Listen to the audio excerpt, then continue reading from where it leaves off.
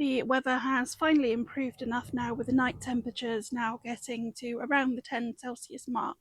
So it is now time to start planting out our cucumbers.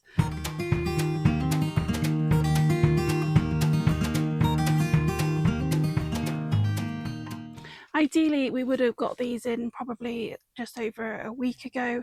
They are starting to yellow a little bit on some of the leaves. The seed leaves yellowing, which are the very first leaves that they put on, is absolutely fine. That's completely normal. However, this leaf here that is starting to yellow, that's likely because it's actually running out of nutrients in the pot. So if it was something that we weren't going to be potting out and getting planted out now, then I would be looking at potting them on to offer that more nutrients. But as it is, the night temperatures have improved, and what I've been waiting for is that we had a low of 2 last night, which is quite late in the season for us, although not as late as last year. So we do really want to be careful of when we plant these out. I have just noticed as well that this one's got a little bit of a weaker stem than the other one. Could be about rocking in the wind, but it also could be that it had too much water. And this one was actually overwatered. I was leaving them to start hardening off on top of a water butt, and then we had a sudden storm and it absolutely hammered it down. So this one actually got all the dripping out of the downpipe. Once it's planted, the stem will continue to put on more roots. So there's every chance that it might be absolutely fine, but I have got a backup if I need it, if this one doesn't do okay. If your night temperatures are still a bit low, but you're going to be planting them into a pot rather than in the ground, then you could do that and then pop them into somewhere sheltered in the night time if you need to. If, however, you're planting them outside and your night temperatures are really not above 8, then I would hold off and pop them on again, doing exactly as we did last time, just being very, very careful and very gentle as not to disturb them. Pop them into the shade for a day and let them recover. They really don't like being transplanted. It's one of the reasons that we do sow them later, so we can put them straight into their final positions. I have been hardening mine off now for just under a week, and they are ready now to go into the polytunnel, which is obviously going to offer them some sort of support anyway. If you haven't started to harden yours off, then it is a really good idea to start doing that. And you can do that before your night temperatures are that little bit higher, as long as you're expecting them to be ready by the end of a sort of week. Even 2 weeks wouldn't really hurt, but just pop them into a shaded area initially and then keep moving them into more areas of exposure, so wind, into more sunlight, and then into a little bit of rain. But do remember that we don't want them to get too wet. Cucumbers, when they are young plants, really don't like being wet, hence my one really not liking it and the stem being a little bit unhappy. And when they're older, they really do want a lot of water, so we've just got to be careful at their different stages of growth. Mine are going into a bed along with the tomatoes and the peppers, and you may have noticed that a lot of people will tell you not to plant them in amongst the tomatoes. Now, this isn't something that I've ever noticed really does any difference. If you have got 2 beds in your greenhouse or polytunnel and you can avoid the one with tomatoes, then that may help you have a higher yield. We get plenty off of ours and too many to keep up with still, and we end up freezing some for smoothies. So I'm not worried about any reduced yield that they might have, because they do absolutely fine for us, but I just want you to be aware of that. I'm going to be supporting mine with some twine, and this is a plastic coated twine because I bury them under the plant. If you're using a twine that's going to break down, so natural twine, then you're going to want to try and support them from above the ground level because they rot away.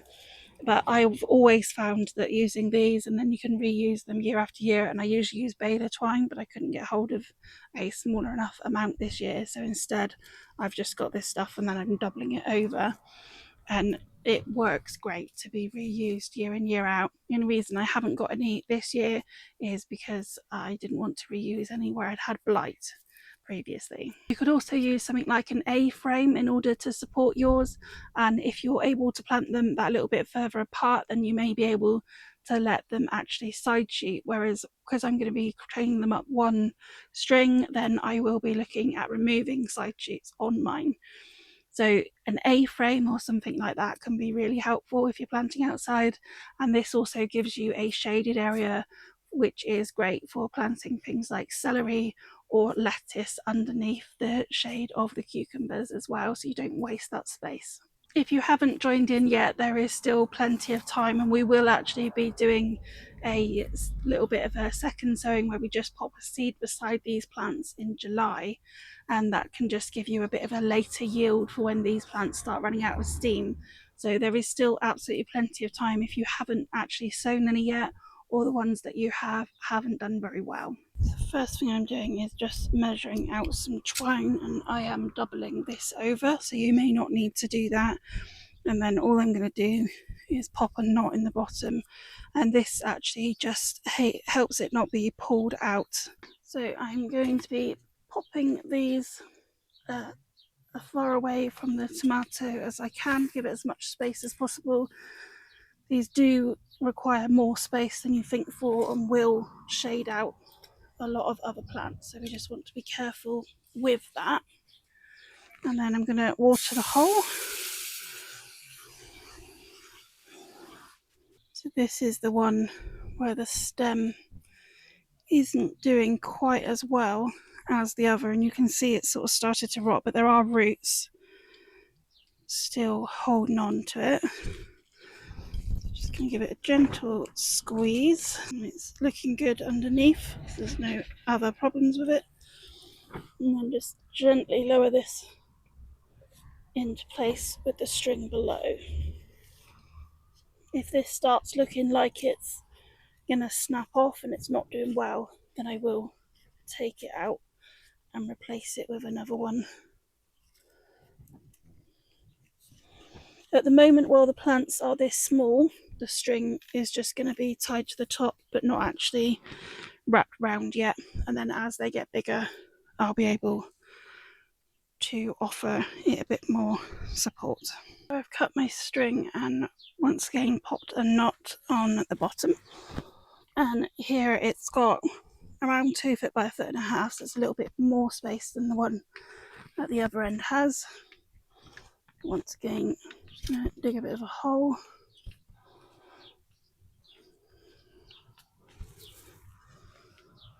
And pre-water the hole. This plant is quite dry in its pot, so it's going to want watering in pretty well. It's much drier than the other one, but that has stopped any rotting on the stem as well. Just popping it down there and backfilling any of the mud.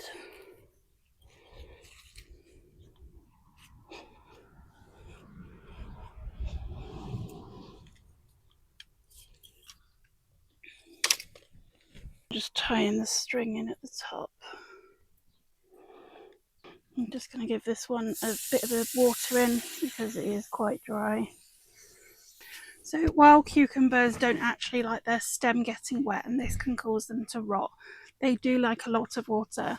So one of the solutions to this is to bury a bottle in the compost beside them. So you're just going to cut the bottle in half and pierce some holes in the bottom or into the top. Either way, you can use either half. And this is something that we did with our tomatoes as well last year. What this will do is deliver water directly to the roots without it actually having to sit around the stem. And then another thing it will do is actually keep the leaves dry. So if you are growing in an undercover space, then it is really helpful to make sure we do keep these leaves dry, and any leaves within the polytunnel. Obviously we don't have that control outside, but any time that you're watering any plants, we want to be watering the soil rather than the leaves themselves. This will also help with any sort of fungal issues as well. We are planning to put an irrigation system in, so I'm not actually going to be adding the bottles in this year, and hopefully that's going to solve the problem for myself. Now that the cucumbers are in their final position, we should start seeing them growing quite soon, and then we can wrap the strings around them to support them, or just very gently tie them into any support that you are using.